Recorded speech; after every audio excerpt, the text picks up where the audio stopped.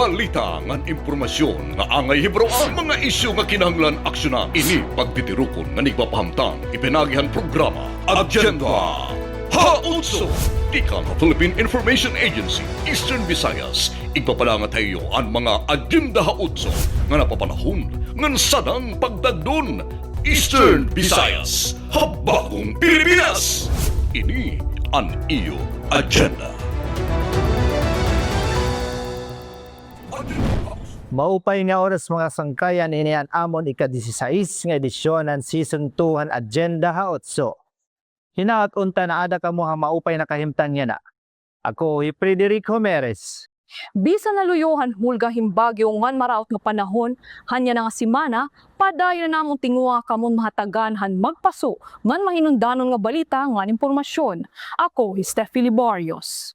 Tutok permi hamon kada semana nga edisyon han Agenda Hautso. Ngan permi niyo makikita ng Facebook pages sa Philippine Information Agency, Eastern Visayas. Ako, AJ Espinosa. Ang Agenda Hautso ay niyo masusundan ang mga istasyon ng Radyo Pilipinas Calbayog, Radyo Pilipinas Sogod, ng Radyo Pilipinas Borongan. Upod pa ang 94.9 Infinite Radio Villaba, ng 94.5 DYRK Radyo Cagara, Hakarigara Leyte. Ini hi Jane Sanyanugay, ini ang iyo Agenda Hautso Year 2. Agenda Hautso. Service Contracting Program LTFRB. Kasado na Sinirangan Visayas. Adian report ni Jasmine Kate Agosto han PIA Leyte. Inarangkada na ang pagpatuman han Service Contracting Program han gobyerno ha Sinirangan Visayas hapanguna han Land Transportation Franchising and Regulatory Board o LTFRB kundi inhaylarom hini nga programa nagahatag ang gobyerno hin diskwento ha pangmasahe labot la han subsidy para ha mga operator ng drivers han public utility vehicles. Hanay eksperyensyahan niya ng paghataas ang presyo han gasolina han nasod padayon ang pagpapadangat hin bulig han administrasyon ni President Ferdinand R. Marcos Jr. pinaagi hini nga programahan LTFRB. Sumalakan LTFRB 8 Regional Director Gualberto N. Gualberto, panuyuhan programa nga magmagaan ang mga garastuhan han katawhan han luyuhan paghinitaas ang presyo han gasolina labi na ha mga lugar kundiin kinahanglanon good ang pampubliko nga transportasyon ha adlaw-adlaw nga biyahe. Pinaagihan Service Contracting Program babayaran han gobyerno nasyonal ang public utility vehicle operators o drivers han kaangayan nga kantidad kada kilometro nga pagbiyahe sanglit garantisado ang kita mapuno man o diri an era sa rakyan. May ara gihapon 20% discount ang pamasahe para hangatanan nga pasahero, labot lahan na exister nga discount han mga senior citizen, PWD ngan mga estudyante. Maabot ha 456 nga mga moderno nga pampubliko nga sarakyan o modern POVs habugos nga rehiyon an ada na yanaha ilarom han subcontracting program. Ginsasagdunan ng mga commuter nga piliun ng sarakyan nga may karatula nga service contracting program agud makakuha han discount ngan giyahan gihapon ang eksakto nga taripa han pamasahe. They will be paid to up to 100 kilometers a day per 40 pesos per operation. Kung di ba kaabot, kung tutublat pira makukuha na nimo, oo. Niyan, kung pag sobra na rin, ayaw, nakipan lang is 100 kilometers. Para ma-check ang irang mga sarakyan, may detong tinatawag ang mga inspector nga may dala itong QR code na ginkukuha, pero na-check ito. So, kung piraan nila biyahe, number, tapos itong kilometers. Usa nga condition, provided the transport entity will grant 20% nga tanan niton all passengers. Aside pa, kung estudyante ka, PW, another 20%. Dako na nga bullying. Kung tira performance ito, kung makakumplay ra. Ika nga Philippine Information Agency Leyte, Jasmine Kate Agosto, ini ang iyo Agenda Hautso. 8.5% nga inflation rate habulan na Abril, all-time high nga inflation na eksperyensyahan han Sinirangan Visayas. Ang detalye hini nga balita, igahatag ni Alex Reyes han PIA Leyte. Humitaas na kuto ba 8.5% ang inflation rate sa Eastern Visayas dinan bulan ng Abril hanya nga tuig. Hapi nakaori ang inflation report ng Philippine Statistics Authority, ang sektor ng transportasyon ang pangunangan nakapagpaduso. Han pag-alsa ng inflation rate nga nagitaas tika nga 9.4% dinan Marso nga dahil taas nga 26.4% han bulan ng Abril. Iniin mahitungod ang sunod-sunod nga pagitaas ang presyo ang krudo nga nakagdusuliwat, han pagitaas ang gastos sa transportasyon. Ang iba nga sektor nga bumuli nga pagitaas ang inflation rate ng reyon amo ang food and non-alcoholic beverages nga ada ha 8.1%, ngayon housing, water, electricity, gas and other fuel costs nga ada naman na 7.1%.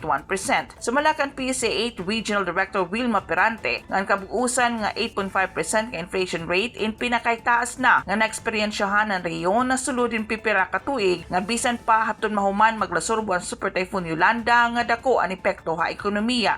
Since 2013 November, this is the first time that we've experienced 8.5%. Tama ka. Yeah.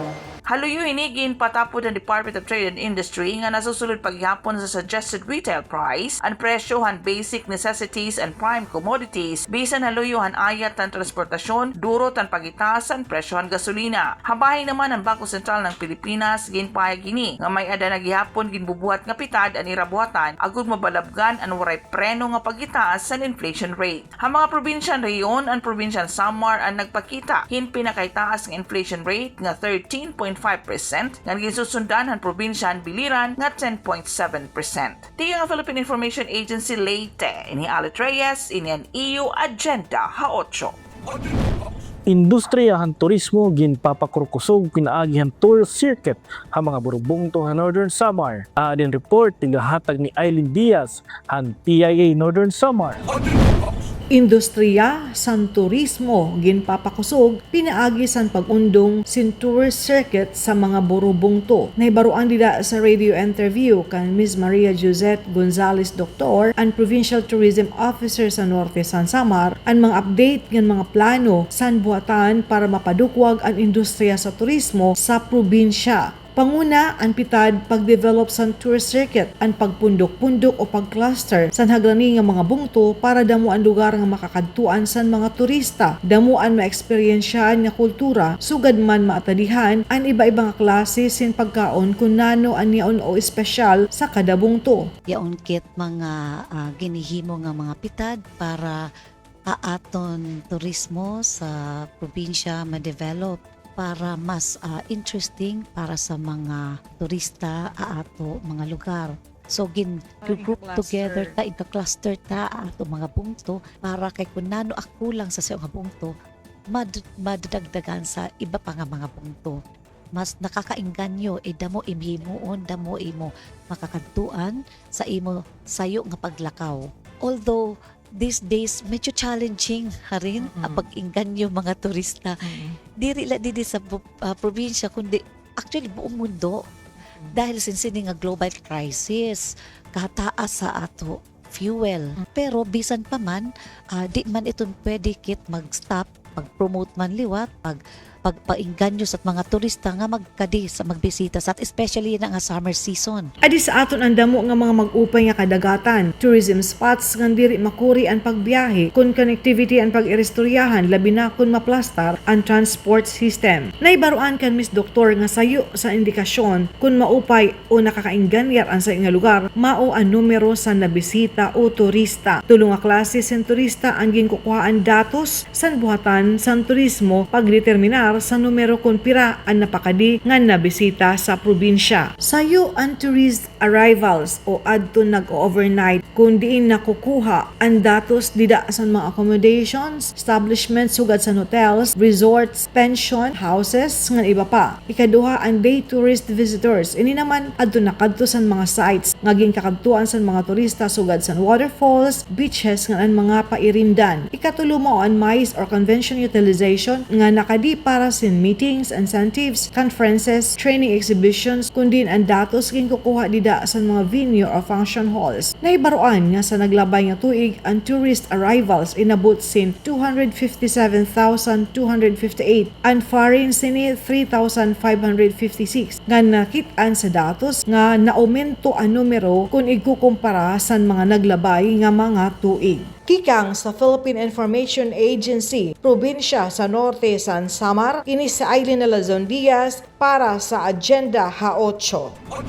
Deklarasyon ang hulos nga kamoryawan na Southern Leyte, dako nga dungog para han probinsya. Ang report tigang Kanbong Pedalino, han PIA Southern Leyte. Ang deklarasyon sa Southern Leyte ingon nga stable internal peace and security condition SIPSC Nahitala na ingon nga milestone event sa probinsya. Gipadayag kini ni Vice Governor Rosa Emilia Mercado sa iyang welcome message diha sa SIPEC ceremonies sa Provincial Gym sa miaging semana Mayo 5. Ang pagkabot sa mong deklarasyon wala mag-agad sa swerte kundi sa hiniusang kolaborasyon sa mga uniformed personnel, local leaders o kooperasyon sa mga Southern Liteños, si Vice Governor Mingon. Naghatag kinig mensahe sa nasod o sa kalibutan sa mga tigbubo o puhunan, mga turista nga ang lalawigan hapsay o luwas nga anhian. Dugang pa ni Vice Governor Mercado. This milestone is not dependent on luck. Rather, it is a hard-earned collaboration of the valiance of our uniformed personnel, the commitment of our local leaders, and the active cooperation of every Southern Liteño. This formal declaration means that Southern Leyte is safely open for the world. This serves as a green light for investors to build industries, for tourists to explore our natural and historical wonders, and for development projects to reach even the farthest reaches of our province without fear and worry. Sa samang kalamuan, si Governor Damian Mercado na mahayag nga ang gihimong kalihukan sumada total na nga pagpakita sa Southern Leyte isip luwas ug hapsay nga probinsya. Sa iyang message of commitment, si Mercado misaad nga panghingusgan pa niya ang mga paningkamot sa pagsandurot tali sa bang mga ahensya o uniformed personnel sa tuyo nga mapabilin ang SIPEC status. This is a collective effort of ours in making our province a peaceful place to live for. And then I can by myself proudly say of how our province remains to be a torch holder of being a peaceful province in our country. Lakip sa seremonya, mao ang pagbasa sa sangguniang panlalawigan resolution nga naghatag katumanan sa maong deklarasyon. Gibasa ni Board Member Jonathan Maraon, Committee Chair on Public Order and Safety. Dihasab ang pagpinirmahay sa Memorandum of Agreement o understanding tali sa tanang hingtungdan o pagpalupad sa mga salampati timaan sa kalinaw. Gikan sa PIA Southern Leyte, Bong Pidalino, alang sa Agenda Ha-8. Nagtitigan na mo nga LGUs nga nagdudumarahan kadiwa market na obserbaran. Adi ang detalye kan Sol Alarcon ng PI Eastern Visayas. Labutan mga local government units sa riyon, nagtitika damo na yan ang mga Farmers Cooperative Association o FCAs nga nagpaparehestro ha Farmers and Fisher Folks and Enterprise Development Information System o FIDIS ng Department of Agriculture. Usa nga requirement para makatagamtam ang asosasyon o LGU, hinsuporta pinansyal tiga nga gobyerno para pagpatuman ng Kariwa Program. Sumalakan Francis Rosa Rosso, Chief and DA, Agribusiness and Marketing Assistance Division. It is doing well, no? All throughout the region, there are many local government units adopting now this marketing strategy. Siguna iya, nakikita na yan na han mga LGUs ang importansya han pagpatuman han Kadiwa Program. Hayra tagsa-tagsa nga mga LGUs. Gidugang paniya nga ang Kadiwa amuton baton han maihan na nga hingyap han mga parag-uma ang mga Farmers Cooperatives and Association, labi na ang small and medium entrepreneurs. Pinaagi hiningan inisyatiba nagkakaada higayon nga kamay-ada hirahin lugar para direkta nga may baligyan era mga produkto mga konsumidor. Nga sugod man ang nga mga konsumidor konsumidor liwat makapalitin barato ngan presko nga mga papliton. Hagin dumara pa lang nga kadiwa roll out niya nga bulan bisan ang mga empleyado hapag hagrani nga buhatan han DA amo itong dali-dali kumadto ha DA ngan namalitan mga papliton sumalakan kay Tozo Marketing Specialist han DA Regionate. Hapag kay na maabot na ha 600 nga mga FCA sa riyon ang nagparehestro Farmers and Fisher Folks and Enterprise Development Information System o FIDES han DA Regionate. Tikang ha PIE Eastern Visayas, Sol Alarcon, ini ang iyo agenda ha 8. Bangos Processing Center Shared Service Facility ginlansar han DTI han Biliran. Aden report ni Rodrigo Victoria han PIE Biliran.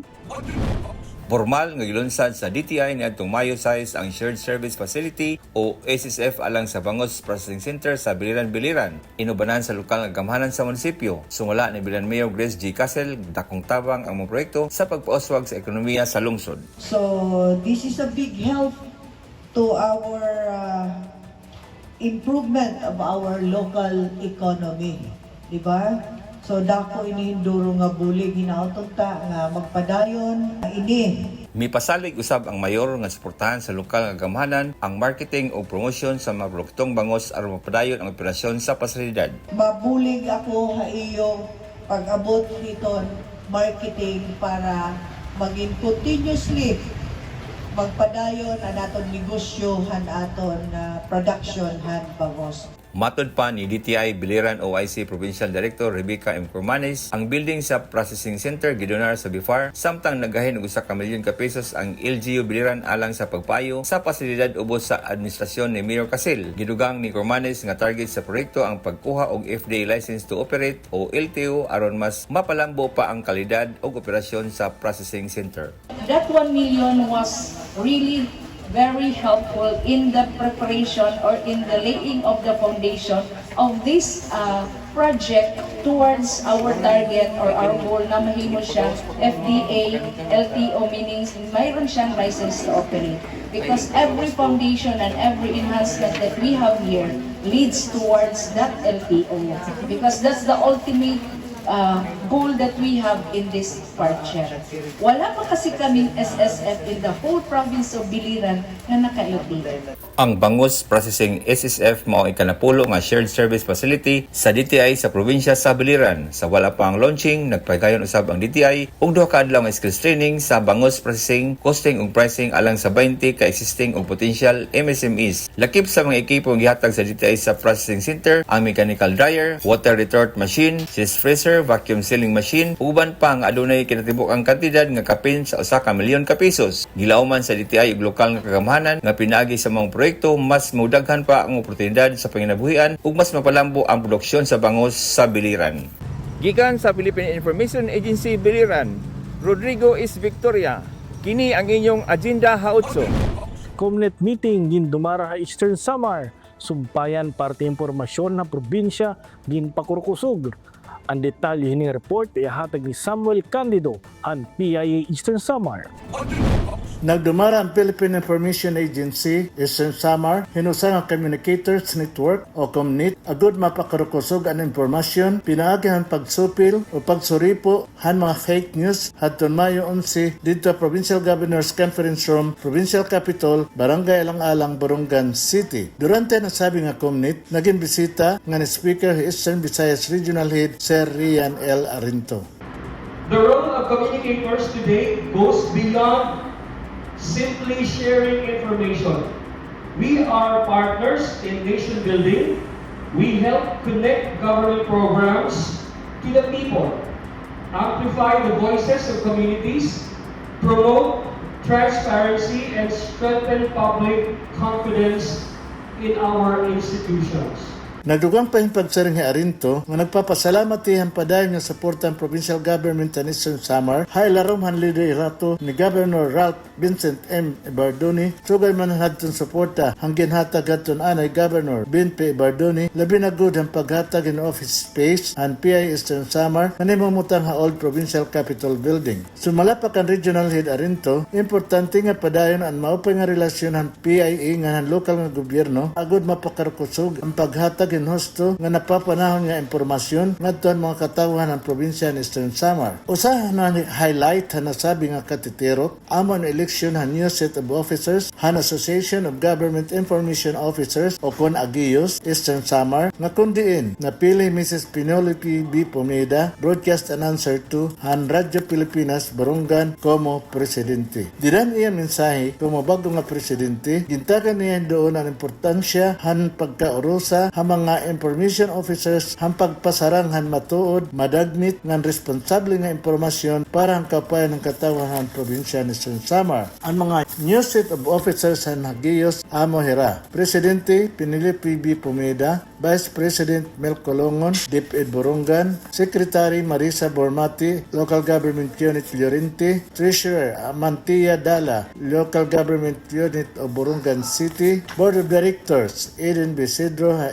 News, Gwen Pomperada ha DTI, Roca Salak ha Provincial Governor's Office Media, Police Major Aldwin Valiete, PNP Eastern Samar Provincial Police Office, ngan Judith Aboy han Department of Labor and Employment. Ang nasabing aktibidad ang ginorganisar han PI Eastern Samar ha pakipagsumpayan ng pakigbuligay han Provincial Government han Eastern Samar agud maparigon ang koordinasyon ng sumpayan han mga government communicators han Eastern Samar. Tika nga Philippine Information Agency Eastern Samar, ako Samuel Di Candido, inian iyo, Agenda Ha-8.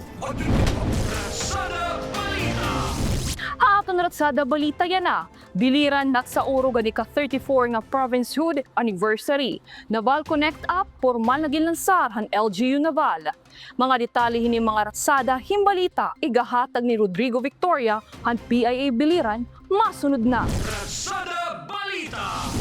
Nagsaulog ang probinsya sa Biliran sa ika-34 nga provincial anniversary niadtong Mayo 11 katapos kini nadeklara nga usa ka hingpit nga probinsya niadtong Mayo 11, 1992. Ang kasaulugan sa ika-34 nga provincial anniversary gibuksan sa usa ka balaan nga misa sa Naval Cathedral sa alas 6 ang takna sa buntag, isundan sa usa ka grand parade sa alas 7 ang takna sa buntag. Din kini gisalmutan sa mga empleyado sa naglalayong opisina sa gobyerno ug matrabahante sa pribado nga establishmento. Tapos sa grand parade sa pagka-alas 9 ang takna sa buntag, usa ka anniversary program ang ipagayon sa Civic Center sa Capitol Compound din magpadangat si Gobernador Julio Espina sa iyang commemorative address. Nagbigay po tayo ng pangako na sa ating mga kababayan na ang pamahalaan po ay hindi lamang dapat makita sa mga opisina kundi maramdaman sa bawat sulok ng ating probinsya, sa mga kabaranggayan, sa bawat pamilya, at sa bawat Bilirano po na nangangailangan ng serbisyo at malasakit. Nangako po tayo ng isang pamahalaan na nakikinig, isang pamahalaan na tumutugon, at isang pamahalaan na inuuna ang mamamayan sa sentro ng kaunlaran. Kaparte sa mayangganong kalihukan mao ang pag-inaugurar sa Biliran Provincial Vision Center and Occupational Safety and Health Clinic. Din kini gitambungan pa sa mga opisyal sa mga naglalayong NGOs na naglihok alang sa may mga diferensya ang pananaw. Kalakip usab sa anniversary program ang awarding sa Best Performing LGUs on Rabies Program ug turnover sa mga chikis apuhang Biliranon ug certificates ngadto sa mga beneficiaries sa mga naglalayong farm inputs, livestock and poultry, mga baboy, karabaw ug manok. Sa pagkaalas 4:30 ang takna sa hapon, gipahigayon usab sa Civic Center ang conferment of awards sa mga ahensya sa gobyerno ug uban pang grupo sa pribado nga sektor nga dako og gikatampo alang sa kalambuan ug tinusbawan sa probinsya sa Biliran ug mga Biliranon nga nagdala og dungog sa nasyonal ug internasyonal nga natad sa paningkamot. Ratsada Balita. Opisyal nang gilunsad sa lungsod sa Naval niadtong Mayo 6 ang Naval Connect App isip kabahin sa paningkamot sa lokal nga gobyerno nga mapadali ug mapalambo ang paghatag og serbisyo publiko pinaagi sa teknolohiya. Ubos sa liderato ni Mayor Gretchen Estefania Espina gipaila ang mobile application isip usa ka one-stop platform din dali nang maka-access ang mga residente sa nagkadaiyang serbisyo sa munisipyo gamit lang ang ilang cellphone. When we were hailed and we were awarded as one of the mga winners ng Seal of Good Local Governance, binigyan po ang LGU Naval ng 1.1 million pesos. Mula po ito sa DILG. And instead of doing infrastructure, we utilized that amount of only 1.1 million to create the government that could reach the community a government that is at the fingertips of all Navaleños and all Biliranos. Pinaagi sa app mahimo lang makadawat og mga balita ug pahibalo, makapasa og report, makapangayo og permit ug makaabel sa social ug emergency services nga dili na kinahanglan mulinya pa sa mga opisina sa gobyerno. As a fire officer po, syempre it has a great impact po for us, no, sa Bureau. The application serves as an effective platform for disseminating important announcements, emergency information, and public safety reminders, which are also essential in promoting disaster preparedness and fire safety awareness among residents. Matud pa sa lokal nga pagamhanan ang maong inisyatiba kabahin sa tumong sa lungsod nga mahimong mas smart o citizen-centered aron mas mapaduol ang serbisyo sa gobyerno ngadto sa katawhan. Gikan sa Philippine Information Agency Biliran para sa Ratsada Balita, Rodrigo Victoria, kini ang inyong Agenda Ha-8. News and Information Center. News and Information Center, probinsyahan Southern Leyte ug upat nga iba pa nga bungto ha sinirangan Visayas bago nga gindeklara como stable internal peace and security condition. Tikang News and Information Center, aadihin ni Lupido han PIA Eastern Visayas. News and Information Center. Aada na stable internal peace and security condition ang probinsyan Southern Leyte kauman hini igdeklara na insurgency-free ha seremonya na ginbuhat sa Provincial Chief Maasin City didan Mayo 5. Pinangunahan ni Governor Damian Mercado ang aktibidad kaupo ni Major General Peter Borgonio, Commander ng 8th Infantry Division, ngan Brigadier General Pompeo Gizon Almagro, Commander ng 802nd Infantry Brigade. Ang deklarasyon kung stable internal peace and security condition in na formalized tinaagin usa nga resolusyon ng sangkuniang panlalawigan ang Southern Leyte. Kumpiyansa ay Governor Mercado nga ang mas tinahugot nga seguridad in magdadarahin mas tamo nga investments ngan panarabahuan ngan mapapadukwa kan turismo han probinsya. Sumala naman kan DILG Provincial Director Danilo E. Lagitan kasunod han deklarasyon igpapatuman ang mga programa agud pa-empower ang mga barangay tanod ngan civilian active auxiliary members kumu kasubong base mamintenar ang kalinaw ngan kahinyang hantag sa nga barangay na nagbukus ka probinsya ang Southern Leyte. Gintago siya naman ang liderato at FID ang local government units ngan ang mga residente, ang mga komunidad, ang kolektibo nga paningkamot kapag hatagin doon nga ang kalangpusan ay nagpapakita ang pagkaurusa kapag kabot ang kamurayawan.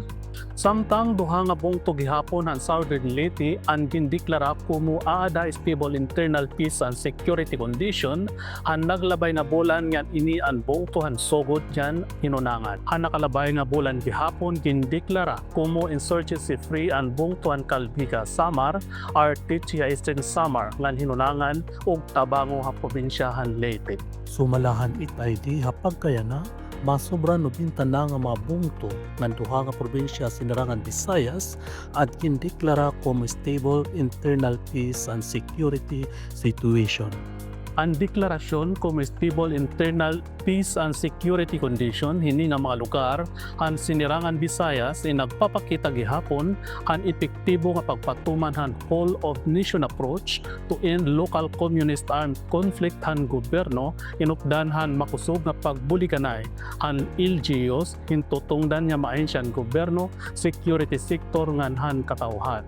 Lakip gihapon ang whole of nation approach ang pagpadangat in development interventions ngan pag-empower han mga komunidad base magpabilin ang kamurayaw ngan pag-uswag ug maging kasubong kapag unhan han nasod Pilipinas. Pikang han News and Information Center han PIA Eastern Visayas ini hinildalit lupido ngan ini ang iyo Agenda Ha-8. Istoryahan Panlawas. Magpapadangat ang mga bagong impormasyon nga nakakaapekto han kahimsog hanaton panlawas. Istoryahan Panlawas. Mga impormasyon ang mga tambal o paglikay han mga magkalinlaing nga mga sakit nga nakakabalaong ha panlawas ang mga tao. Iyo may babatian. Istorya Panlawas. Istorya Panlawas. Masunod na. Maupay nga oras mga kasangkayan, ako Ella Sumayod, bago ang magpapadangat han Istorya Panlawas, yan ang edisyon han Agenda Ha-8. Yan nga bulan nagkakauro sa kita pag-obserbar han Cervical Cancer Awareness Month base maghatag yan impormasyon mag-aghatin temprano nga pagpa-check up ngan magpahinumdum hakada kababayan-an nga ang cervical cancer mapupugnan nga matatambalan kung temprano pa madiskubre. Ang cervical cancer usa nga hinay-hinay nga natubo nga klase ng cancer nga naitatabo sa cervix o ubos sa bahin han matres. Sumala ang mga eksperto panlawas, kadam-anan kaso hini, gintitikangan hapadayon ng impeksyon, tika nga high-risk human papillomavirus o HPV. Damo nga kababayin-an waray na babatsyagan nga sintomas sa siyaan ng mga yugto. Sanglit, importante good ang regular screening nga awareness. Ako, Himer Grace Manadong. Usahan nakakaalarmahin mahituwod nga ang cervical cancer diri dahil nasasabtan it mga sintomas. Damo nga kababayin-anan na ibabaro lang nga may dahira hini nga sakit kung grabe na ang kahimtang. Sanglit, padayon nga ginaaghat han mga health professionals and kababayin-an nga maging alerto ha mga warning signs nga magpa-check up termit. Ang pera nga common nga sintomas ng cervical cancer amo ang diring normal na pagdugo ang puwerta labi na kung ginreregla katapos ang menopause. Diri ordinaryo nga discharge nga mahimong maging tubigon, madagmit o may damakusog na baho nga padayon nga pagsakit hapuson. Kung nagtitika grabe ang cancer, mahimo liwat maging mas mabugat ang sintomas nga makakaapekto ha adlaw-adlaw nga panginabuhi. Amo ini ang hinungdan kung kay ano nga ang pagpahibaro nakakatalwas hin kinabuhi. Ginpapabugatan gihapon han mga eksperto nga ang cervical cancer may iba-iba nga yugto ha stage 1. Ada pala ang cancer sa cervix samtang ha mga abante nga stages, mahimo ini kumalat ngadto ha ibang parte han lawas kun diri dayon matambalan. May danamangan mga pitad agon malikayan ang cervical cancer, pinaagihan edukasyon, bakuna nga temprano nga screening.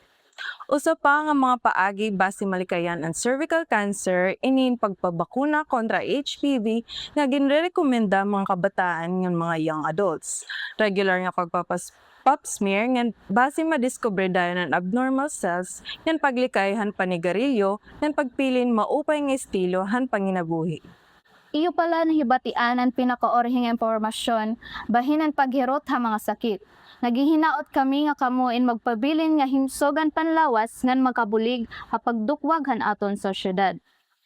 Magpapadayon kami ha paghatag iyo hin mga impormasyon nga may kalabutan ha kahimsog nga panlawas ngan paunan o malikayan ang mga sakit.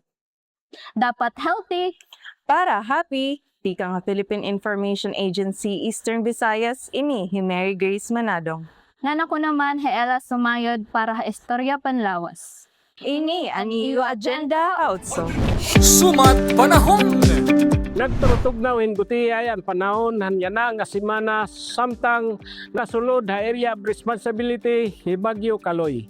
Kundi nalusaw naman ini nga naibalik kumuusa nga low pressure area samtang nagtitikay ra ni haladmas. May adapa nasunod nga low pressure area kundi sigon ang pag-asa buti ang sansa nga iniin mahimo nga bagyo dara han high pressure hanorting nga dapit han nasod. Dako naman ang pasalamat haniba nga naka-experience gadman hinuuran hipira kadlaw. Ngan nabaribiyaan kadali adon mga nagmamarana nga mga pananom nga nangugutak nga tuna. Kundi haloyan buti nga pagtagom han panahon. Amo naman ang padayon nga pagitaas han heat index sa iba nga parte han nasod. Dinhi sinirangan Visayas ang siyudad ng Borongan na Eastern Samar naka-experience hinmasobrak 45 degrees Celsius nga heat index nga nada na ha kategorya nga pinakadelikado. Naobserbaran ng pag-asa nga yan na nga katsirak may da mga lugar nga naabot pangani 50 degrees Celsius ang kapasuon ngan diri maupay ang mayahatag halawas ang tao sugad man han kalibungan. Sanglit sagdonan mga eksperto samtang nagpapabilin ang mapaso nga panahon maghirot ngan likayan ang pagbabad hakasirakan kaya ang sirak in pwede magdurot hin sakit hapanit. O diri man ngani heat stroke.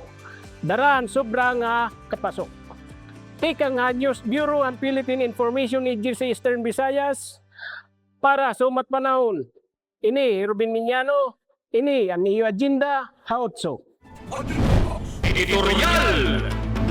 Ang pagbaguhan klima, duro nga tagsirak nga nabapaha ngan padayon nga hulga pakabuhi han mga bulupyo, kinahanglan naton hin mga programa nga diri la magahatag hin kadagmitan nga ayuda kundi magaandam han komunidad nga maging mabaskog ha sumurunod nga mga adlaw.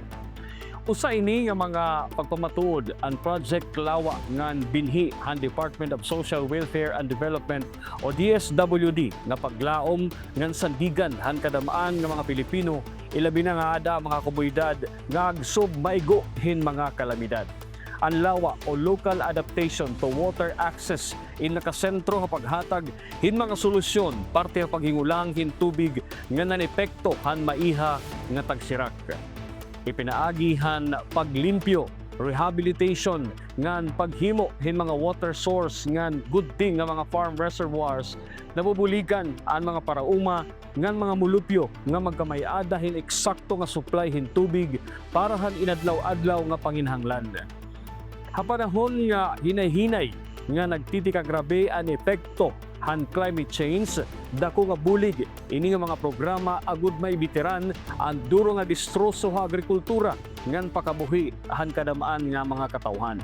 Samtang ang binhi in narepresentar hin bag-o nga paglaom, ini hindi nila simple nga pagbulig para ha mga pagtanom kundi pangandaman han komunidad agud maging produktibo, mas responsable ngan andam ha anuman nga pagsari han panahon.